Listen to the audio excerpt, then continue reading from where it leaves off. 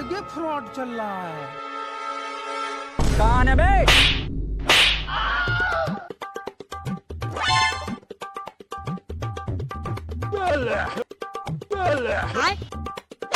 हट बे।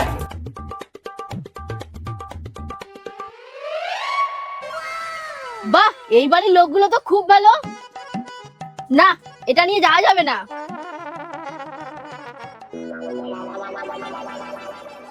এই চোর চোর চোর চোর!